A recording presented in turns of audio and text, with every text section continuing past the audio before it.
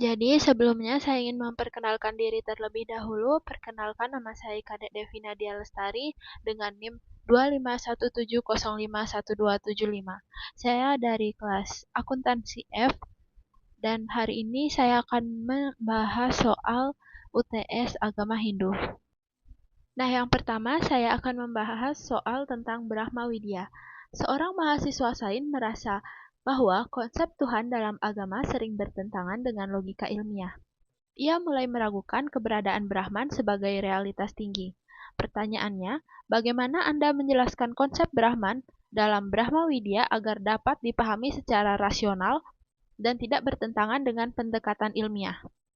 Jadi menurut saya, Brahma Widya melihat Brahman sebagai dasar dari fondasi segala yang ada dibandingkan dengan Tuhan.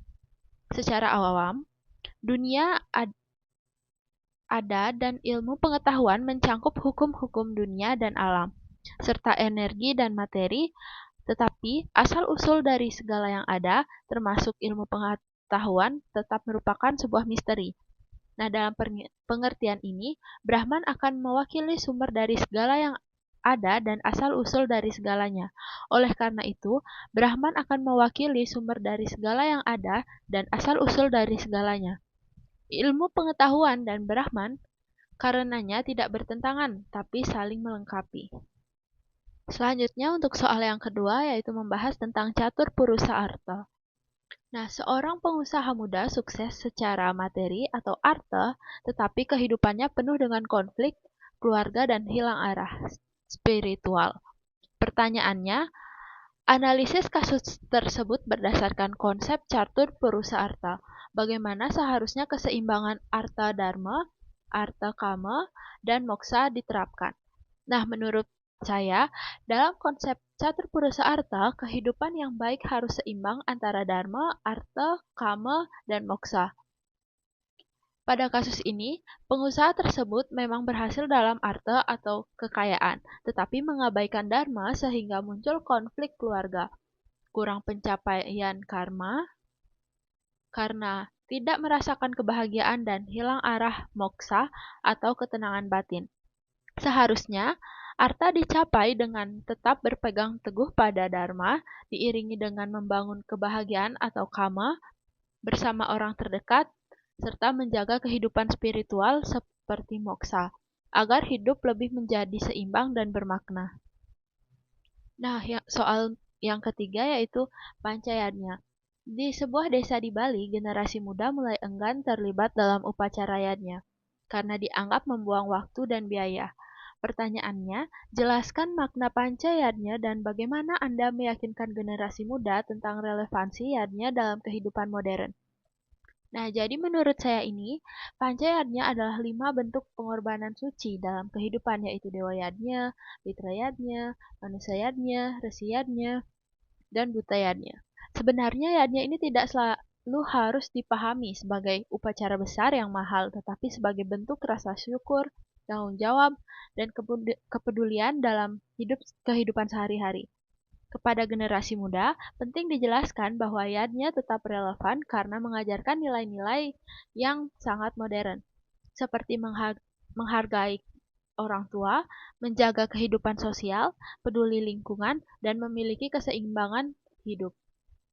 Jadi, yadnya bukan sekedar ritual, tetapi cara untuk membentuk karakter yang lebih baik dan menjaga keharmonisan dengan Tuhan, manusia, dan alam yang justru sangat dibutuhkan pada zaman sekarang. Nah, yang selanjutnya, yang keempat ada Avatara dan orang suci. Seorang siswa menganggap kisah Avatara seperti Rama dan Krishna hanyalah mitos, tanpa makna nyata dalam kehidupan sekarang. Pertanyaannya, bagaimana Anda menjelaskan konsep Avatara dan peran orang suci sebagai teladan moral dalam konteks kehidupan modern? Nah, menurut saya, konsep Avatara seperti Rama dan Krishna ini memang sering dianggap sebagai cerita mitos, tetapi sebenarnya memiliki makna yang relevan dalam kehidupan sekarang. Avatara bisa dipahami sebagai simbol bahwa ketika kebaikan mulai hilang dan ketidakadilan meningkat, selalu ada sosok atau nilai yang akan hadir untuk mengembalikan keseimbangan. Dalam kehidupan modern, ini tidak harus berarti turun langsung secara fisik, tetapi bisa terlihat melalui orang-orang baik, pemimpin yang jujur, atau siapa saja yang berani membela kebenaran. Begitu juga dengan orang suci, mereka menjadi teladan dalam sikap jujur, sabar, dan peduli terhadap sesama. Nah, pada soal yang kelima, yoga seorang pekerja kantoran mengalami stres berat dan mencoba yoga hanya sebagai olahraga fisik tanpa memahami aspek spiritualnya. Nah, pertanyaannya, analisis praktik yoga tersebut berdasarkan ajaran agama Hindu. Bagaimana integrasi antara aspek fisik, mental, dan spiritual dalam yoga yang benar? Jadi, menurut saya dalam ajaran agama Hindu ini, yoga tidak hanya sekedar olahraga fisik, tetapi merupakan cara untuk menyatukan tubuh, pikiran, dan jiwa. Jika seorang pekerja hanya melakukan yoga sebagai gerakan tubuh saja, maka manfaatnya memang ada untuk kesehatan, tetapi belum lengkap. Karena yoga yang benar menggabungkan tiga hal, yaitu latihan fisik atau asana untuk menjaga tubuh tetap sehat, pengaturan nafas atau pranayama untuk menenangkan pikiran, dan meditasi untuk mendekatkan diri pada ketenangan batin atau sisi spiritual.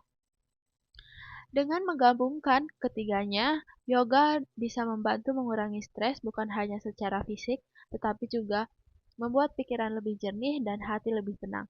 Jadi, inti dari yoga adalah keseimbangan di mana tubuh sehat, pikiran tenang, dan batin terasa lebih damai. Dan soal yang keenam, yaitu membahas tentang Gayatri Sedana. Seorang remaja rutin melantunkan mantra Gayatri, tetapi tidak memahami makna dan hanya melantunkannya sebagai rutinitas. Pertanyaannya, jelaskan makna Gayatri mantra dan bagaimana praktik Gayatri Sedana yang benar dan dapat meningkatkan kesadaran spiritual.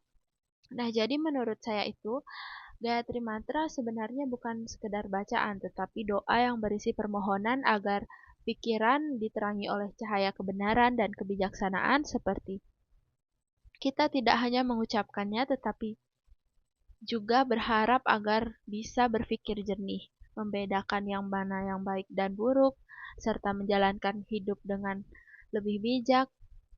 Nah, jika hanya diucapkan sebagai rutinitas tanpa memahami makna, manfaatnya akan menjadi kurang terasa, sehingga praktik Gayatri Sedana yang benar dilakukan dengan kesadaran, yaitu mengucapkan mantra dengan tenang, memahami artinya, dan meresapi maknanya dalam hati. Bisa juga disertai dengan duduk hening atau meditasi agar pikiran lebih fokus. Selanjutnya yaitu ada Pancasrada. Nah, seorang mengalami krisis kepercayaan setelah mengalami musibah dan mulai meragukan hukum karma dan reinkarnasi. Pertanyaannya, analisis kasus tersebut dengan konsep Pancasrada. Bagaimana Anda menjelaskan kembali keyakinan terhadap karma, pala, dan punarbawa? Dalam konsep Pancasrada ada 5 keyakinan dasar termasuk pada hukum karma dan kelahiran kembali. Saat seorang mengalami musibah lalu meragukan hal ini, itu sebenarnya hal yang wajar dan secara manusiawi karena rasa sakit sering membuat orang mempertanyakan keadilan hidup. Namun, karma pala tidak selalu bekerja secara langsung atau terlihat saat itu juga karena hasil dari perbuatan bisa muncul di waktu yang berbeda, bahkan tidak terlalu dalam kehidupan sekarang. Begitu juga dengan Punarbawa yang menjelaskan bahwa kehidupan adalah proses berkelanjutan, bukan hanya satu kali sehidup. Jadi, musibah tidak selalu berarti hukuman, tetapi juga bisa menjadi bagian dari proses belajar dan pertumbuhan jiwa. Nah, soal yang ke-8 membahas catur marga. Dua orang memiliki cara berbeda dalam mendekatkan diri kepada Tuhan, yaitu satu melalui pelayanan sosial dan satu lagi melalui meditasi. Pertanyaannya, jelaskan konsep marga dan analisis apakah kedua cara tersebut sama-sama benar menurut ajaran Hindu. Nah, jadi menurut ajaran Hindu, catur marga adalah 4 jalan untuk mendekatkan diri kepada Tuhan, yaitu Bhakti Marga, Karmaya Marga, Jnana Marga, dan Raja Marga. Nah, dari kasus tersebut, orang melakukan pelayanan sosial termasuk dalam karma marga, sedangkan melakukan meditasi termasuk dalam raja marga. Keduanya ini sama-sama benar karena Hindu mengajarkan bahwa setiap orang boleh memilih jalannya sesuai dengan sifat dan kenyamanannya. Intinya bukan pada cara yang dipilih, tetapi pada ketulusan dan tujuan untuk mendekatkan diri kepada Tuhan. Jadi perbedaan cara bukanlah masalah, justru menunjukkan bahwa ada banyak jalan untuk mencapai tujuan yang sama. Nah, soal ke-9 membahas tentang kitab suci Hindu. Seorang siswa hanya mengandalkan media sosial untuk memahami ajaran Hindu tanpa pernah membaca kitab seperti Weda atau Bhagavad Gita. Pertanyaannya, jelaskan pentingnya kitab suci dalam agama Hindu dan bagaimana cara menginterpretasikan ajaran agama Hindu pada kitab suci di era digital. Nah, jadi menurut saya dalam agama Hindu ini kitab suci seperti Weda dan Bhagavad Gita itu sangat penting karena menjadi sumber utama ajaran tentang kebenaran, kehidupan, dan cara bersikap yang baik. Jika mengandalkan media sosial, informasi yang didapatkan seringkali tidak lengkap, bahkan bisa salah atau disalahartikan. Di era digital, kitab suci tetap relevan, tetapi cara memahaminya bisa disesuaikan. Misalnya dengan membaca terjemahan yang mudah dipahami, mengikuti penjelasan dari guru yang terpercaya, atau memanfaatkan teknologi seperti e-book atau video pembelajaran. Yang pentingnya itu kita tidak hanya membaca secara langsung, tetapi kita juga mencoba memahami maknanya dan menerapkan pada kehidupan sehari-hari, sehingga ajaran kitab suci tidak hanya menjadi pengetahuan, tapi juga menjadi pedoman dalam kehidupan yang nyata. Dan soal yang terakhir yaitu integritas nilai Hindu dalam kehidupan. Seorang pelajar cerdas secara akademik tetapi berperilaku tidak jujur dan tidak menghormati orang tua. Pertanyaannya, analisis perilaku tersebut dengan mengintegrasikan konsep dharma, yoga, dan serada. Bagaimana seharusnya nilai-nilai Hindu membentuk karakter individu?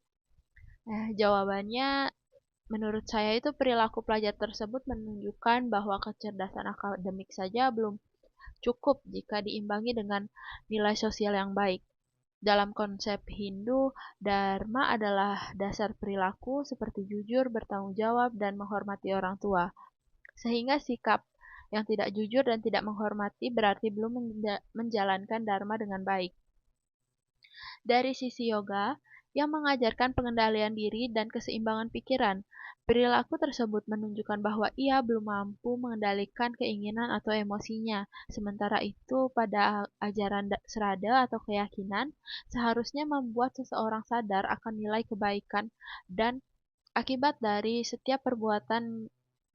Jadi, nilai-nilai agama Hindu ini seharusnya tidak hanya dipahami sebagai teori, tetapi diterapkan dalam sikap sehari-hari sehingga seseorang tidak hanya pintar, tetapi juga berkarakter baik, jujur, disiplin, dan menghormati orang lain. Nah, segitu saja penjelasan dan jawaban dari hasil UTS Agama Hindu ini. Saya ucapkan terima kasih.